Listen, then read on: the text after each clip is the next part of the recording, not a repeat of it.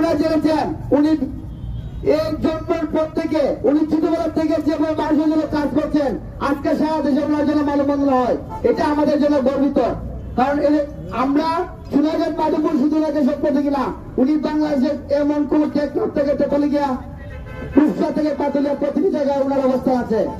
আপনারা জানেন উনি নিজে বলছেন যে আমি দুর্নীতি করবো না, কাউকে দুর্নীতি করতে দেবো না।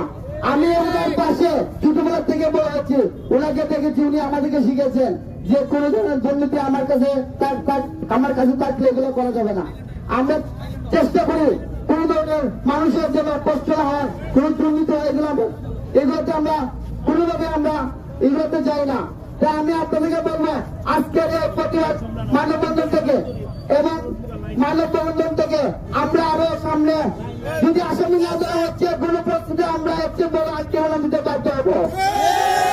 আজকে এখানে যারা বৃষ্টি অপেক্ষা করে আমাদের এই মানববন্ধন সেবনের আমি আপনাদেরকে বেশটা সময় সুন্দরকালী মেয়েরা হিসেবে আমি আপনাদেরকে অনেক কৃতজ্ঞ। আপনাদের ঋণ আমরা দিতে পারবো না, এরকম একজন মানুষের পাশে আপনার আজকে 5 দিন ধরে বিভিন্ন জায়গায় আপনারা একত্র হচ্ছেন, এটা কিন্তু কম কথা নয়। তো আমরা কাউকে টাকা দিয়ে ভাড়া দিয়ে কোনো কিছু দিয়ে আনি না, শুধু আমরা একটা বলি যে আমরা আজকে যাই প্রতিবাদ সভা করবো। কর্মকর্তা চুয়াল্লাহ পদপুর থাকে, আমরা তাদেরকে চুয়াল্লাহ পদপুরে দেখতে চাই না। ব্যারিস্টার সুমন আমাদের নতুন প্রজন্মকে শিখিয়েছেন আমরা ঘাম দিয়ে গোসল করবো, আমরা নতুন ইতিহাস রচনা করবো। সেই ইতিহাস হচ্ছে কাউকে ভয় করে নয়, যুব সমাজকে সাথে নিয়ে তিনি আজকে অবক্ষিত যুব সমাজকে একটি স্বপ্ন দেখাচ্ছেন। তিনি ফুটবলের জাগরণ নিয়ে আসছেন। আজকে সারা বাংলাদেশের তরুণ সমাজ মাদকের পরিবর্তে ফুটবলের মাঠে যাচ্ছে। কেন আমাদের যারা দুর্নীতি করে ব্যারিস্টার সমান তাদের বিরুদ্ধে কথা বলছেন। প্রিয় ভাইয়েরা আমার, আমরা একটি কথা বলে শেষ করতে চাই, আমরা ব্যারিস্টার সমানের সাথে আগেও ছিলাম, এখনো আছি। কেন ব্যারিস্টার সমানের শত্রু বাড়ছে? কারণ তিনি আগে সংসদের বাইরে কথা বলতেন, এখন তিনি সংসদের ভেতরেও কথা বলছেন। সুতরাং অনিয়মকারী দুর্নীতিবাজরা সাবধান, আমরা তার সঙ্গে আছি। পয়লাই সুমন ভাই, আমরা তোমাকে ছাড়ি নাই। দৃষ্টিবঙ্গটির নাম ফাদার, আমরা 7 লক্ষ মানুষ রাজপথ বেরিয়ে দিব।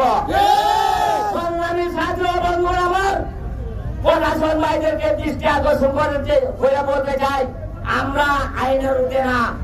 পুলিশ বাহিনী আমাদের শত্রু না, পুলিশ বাহিনী আমাদের বন্ধু। আমরা বন্ধুদের কাছে অনুরোধ করে বলতে চাই, ব্যারিস্টার সাইদুল সুমনে যারা হুমকি দিয়েছে 36 ঘন্টার ভিতরে যদি ওদেরকে গ্রেফতার করে না হয়, আমরা সোনারঘাট মাধবপুরের 7 লক্ষ মানুষ রাজপথে বেরিয়ে আসবো। প্রশাসনের বন্ধুরা আপনারা সমাজ দিতে পারবেন না। তাই আমি বিয়ের সাথে বলে 36 ঘন্টার ভিতরে ব্যারিস্টার সাইদুল সুমনে যারা হুমকি দিয়েছে ওদেরকে গ্রেফতার করুন। আমাদের ধৈর্যের বাজার না, আমরা বাংলাদেশ যুবলীগের পক্ষ থেকে বলতে চাই, অবিলম্বে যদি গ্রেফতার করা না হয় আমরা দুর্বার আন্দোলন গড়ে তুলব। আমরা ওই দেশে বলতে চাই, ব্যারিস্টার সাইদুল সুমনদের তেমন কোন লোক নয়। আমরা ভোটে জীবনেছি বলে সারা বাংলাদেশের দুর্নীতিবাদের বিরুদ্ধে কথা বলে, দুর্নীতিবাদের বিরুদ্ধে কথা বলা ঘটনা নয়।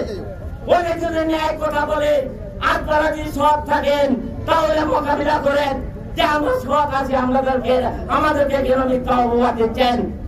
উনি মিথ্যা অপবাদ দেয় নাই, সত্য কথা বলার পরে যদি ওনার মৃত্যু কেন হয় সেটা আমরা হতে দিব না।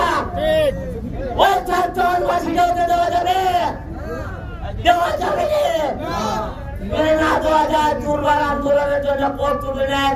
24 ঘন্টার ভিতরে যদি গ্রেফতার করে না হয় আমরা কিন্তু এটা ঘরে বসে থাকবো না। আমরা আন্দোলনের সাথে মৃত্যু কামনা এটা আমরা চাই না। কোন মানুষের